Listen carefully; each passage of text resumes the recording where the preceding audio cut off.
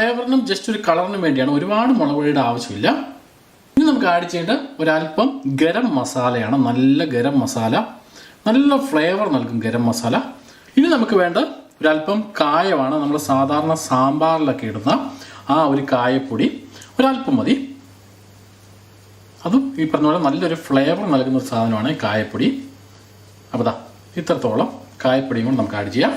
ഇനി വേണ്ട last ingredient മറ്റൊന്നുമില്ല, ടേബിൾ സാൾട്ട്, അതായത് നമ്മുടെ ഉപ്പ് നമുക്ക് ആവശ്യത്തിന് ഇടാം. അതിനുശേഷം ഇത് ശരിക്കും കുഴയ്ക്കുക. നമ്മൾ ഇട്ടേക്കുന്ന മസാലയും മറ്റുള്ള എല്ലാ ഇൻഗ്രീഡിയൻറ്റും ശരിക്കും സെറ്റാവണം, ഇതിലേക്ക് വരണം. ഓക്കെ, അപ്പോൾ അതിനായിട്ട് ശരിക്ക് കൈ കൊണ്ട് ഇതുപോലെ അങ്ങ് കുഴച്ച് മറിക്കണം എന്ന് വേണമെങ്കിൽ പറയാം. ഓക്കെ, ശരിക്ക് കുഴച്ച് മറിക്കുക, നല്ല സെറ്റാക്കി എടുക്കുക, അത്ര മാത്രം. ഒരു കാര്യം പ്രത്യേകം ഓർക്കുക, നമ്മൾ ഇതുവരെയും ഒരു കാരണവശാലും ഇതിൻ്റെ അകത്ത് ഒരു തുള്ളി വെള്ളം പോലും ഒഴിച്ചിട്ടില്ല. ഒരു കാരണവശാലും അത് ഒഴിക്കാനും പാടില്ല, അതാണ് ഏറ്റവും ഇമ്പോർട്ടൻ്റ് ആയ കാര്യം. ഓക്കെ, അപ്പോൾ വെള്ളം ഒഴിക്കാതെ ചെയ്താൽ മാത്രമേ കാര്യങ്ങൾ നല്ല സ്മൂത്തായി വരുള്ളൂ.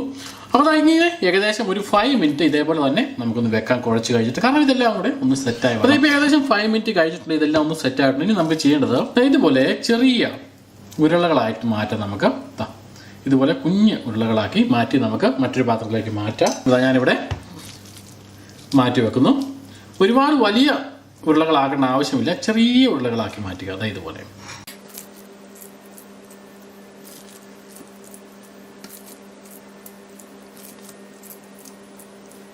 അപ്പോൾ ഇതുപോലെ ചെറിയ ചെറിയ ഉരുളകളാക്കി ഞാനിത് ഫുള്ളാക്കി മാറ്റി വെച്ചിട്ടുണ്ട്.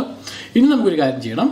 അപ്പോൾ നമുക്ക് ഒരല്പം എണ്ണ ശരിക്ക് ചൂടാക്കാൻ വെക്കാം. എണ്ണ ശരിക്ക് ചൂടായി കഴിഞ്ഞാൽ ഇതിലേക്ക് ആഡ് ചെയ്യാം.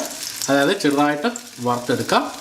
ഉരുളകളായിട്ട് തന്നെ ആക്കണം, അത് പ്രത്യേകിച്ച് പരത്താനൊന്നും പോകേണ്ട ആവശ്യമില്ല. കാരണം നമ്മൾ ഉണ്ടാക്കുന്നത് അങ്ങനെ ആ ഒരു ഷേപ്പ് കിട്ടിയാൽ അത് ശരിയാവുള്ളൂ. അപ്പോൾ അതുകൊണ്ട് ഈ ഉരുളകളാക്കി തന്നെ ചെയ്യാം. അതുകൊണ്ട് ചെറിയ ഉരുളകളാകാൻ പ്രത്യേകം ശ്രദ്ധിക്കുക. ഹീറ്റ് എപ്പോഴും മീഡിയം ഹീറ്റാക്കി ഇടാൻ പ്രത്യേകം ശ്രദ്ധിക്കുക. കാരണം വെച്ചാൽ അതല്ല എങ്കിൽ പുറം വശം മാത്രമേ അത് കുക്കാവുള്ളൂ, ഇൻസൈഡ് വേകുകയില്ല. അപ്പോൾ അതുകൊണ്ട് രണ്ടും പുറവും അകവും ഒരുപോലെ വേകണമെങ്കിൽ ചെറിയ ഉരുളകളാക്കി മാത്രം മാറ്റുക.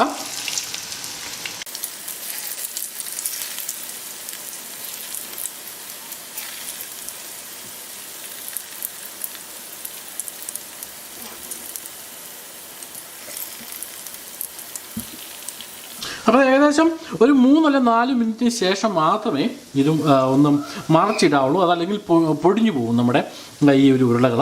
അപ്പോൾ അതിൻ്റെ ഓരോ വശവും ഒന്ന് ചെറുതായിട്ടൊന്ന് ഫ്രൈ ആകണം. ഇതുപോലെ കാണാം.